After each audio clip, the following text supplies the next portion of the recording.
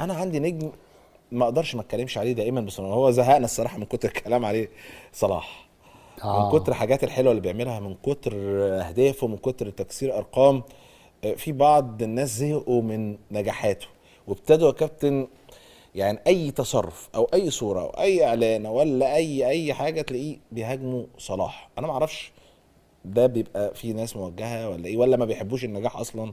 رايك في صلاح يعني حتى بعد الهدفين النهارده بيقترب من ان هو يكسر ارقام كتيره كابتن موجوده في الدوري الانجليزي.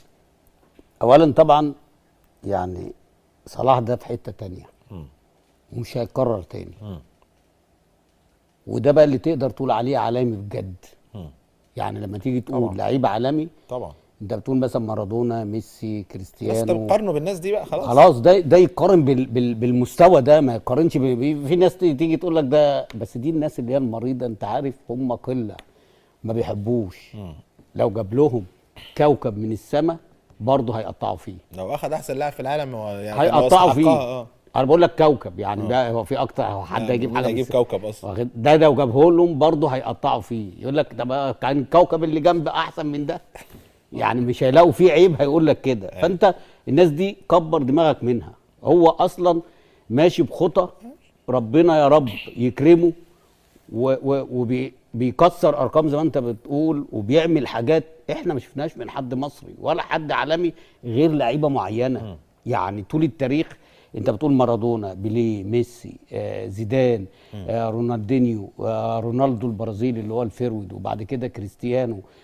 طب وده دلوقتي بيتحط في الناس دي مع الناس دي، انتوا عايزين ايه تاني اكتر من كده؟ يا شويه حقده، يا شويه ناس جهله. انا بكلمك بقى بجد، لان بصراحه الله يكون في عونه.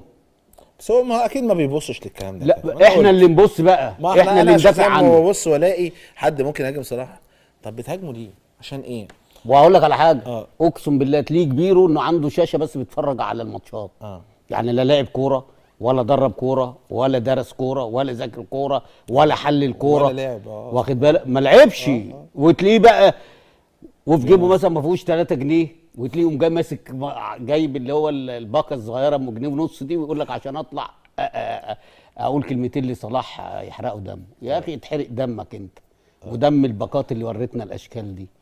ده احنا بصراحه السوشيال ميديا بقت صعبة. بصراحه حاجه تقرف وحاجه تزهق وحاجه. هيعمل لكم ايه تاني؟ راجل بيلعب في افضل انديه في العالم، راجل بيجيب اجوان وبياخد بطولات. هو في حد عندنا خد يعني من اللعيبه المصريه اللي هم عمالين اساطير اساطير، خد دوري الابطال، خد دوري انجليزي؟ مفيش يا كابتن حاجه لا طب اضرب تصدق. دماغي في الحيط، لا يصدقها اضرب عقل. دماغي في البنك ده عشان الناس. هيعمل لكم ايه؟ على الاقل فنانتنا شيكارا شيء لا يصدقه عقل. والله العظيم. وهم برضو يقول لك ايه، اصل كان المفروض عملوا الجون ده كده، ما كانش عملها كده. انت مالك يابا؟ انت لعبت كوره؟ خد تعالى، انت لعبت كوره؟ انت تعرف ايه عن الكوره عشان تقول لي ده هي معروفه شويه اشكال، ان شاء الله ربنا يخلصنا منهم باذن الله يا رب. مش هتسمع صوتهم لازم تاني نسحب منهم من الباقه بقى كده. باذن الله.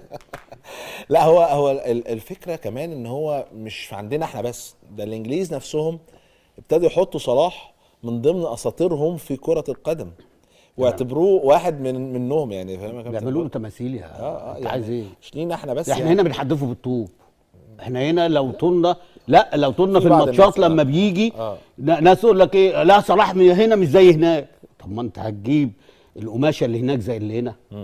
يعني مع كل الاحترام، يعني انت بتلعب وراه طارق حامد، هناك بيلعب وراه مين؟ يعني بكلمك بجد، احنا هنضحك. ماشي طبعا، امكانيات مختلفه اكيد. فانت إمكانيات عشان مختلفة. كده بيظهر هناك ليه؟ لان معاه لعيب الكوره، اه. معاه فكر مدرب بيطور الناس دي عشان تبدا تطور لصلاح.